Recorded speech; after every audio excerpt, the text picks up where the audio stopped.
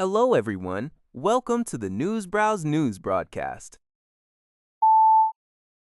According to City News Everywhere, Canada's national soccer team captain Alphonso Davies has confirmed that he will miss the country's historic home soil World Cup opening match.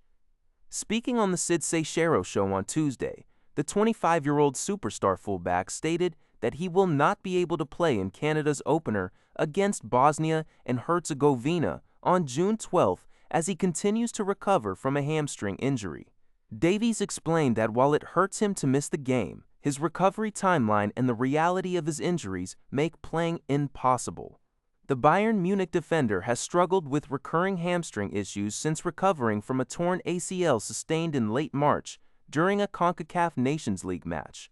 He was recently spotted running and testing his hamstring in the rain at Commonwealth Stadium in Edmonton ahead of Canada's 2-friendly win over Uzbekistan.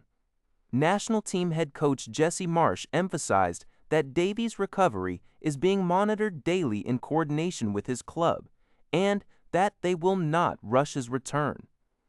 Canada is also scheduled to face Qatar on June 18th and Switzerland on June 24th in the group stage. According to CTV News, Ontario's members of provincial parliament MPPs are set to embark on an exceptionally long 21-week summer break, raising concerns among opposition parties. This extensive recess comes after a short legislative session that lasted for only 30 sitting days, which itself followed a 14-week winter break. Government House Leader Steve Clark defended the schedule, stating that the legislature will resume on October 27, 2026. He argued that the prolonged break is intended to avoid interfering with the upcoming municipal elections. However, Green Party leader Mike Schreiner rejected this explanation, pointing out that Premier Doug Ford's government has a history of overriding municipal authority, such as cutting Toronto's city council size in 2018.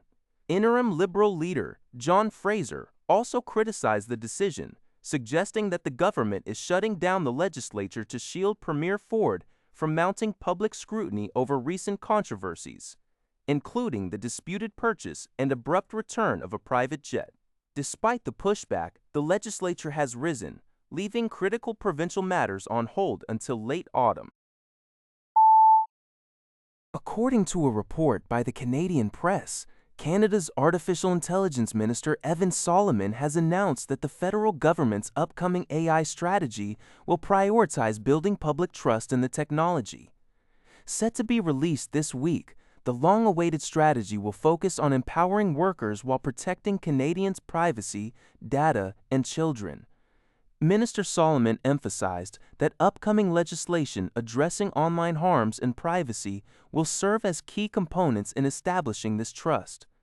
Additionally, the comprehensive plan is expected to include previously announced priorities such as sovereign compute infrastructure, international coordination, and targeted support for Canadian AI companies. It will also provide AI training and education for citizens while carefully addressing the technology's impacts on the labor market. According to a report by Global News, an Ontario Provincial Police (OPP) constable in Renfrew County has been demoted for 3 years after slapping the buttock of a female colleague.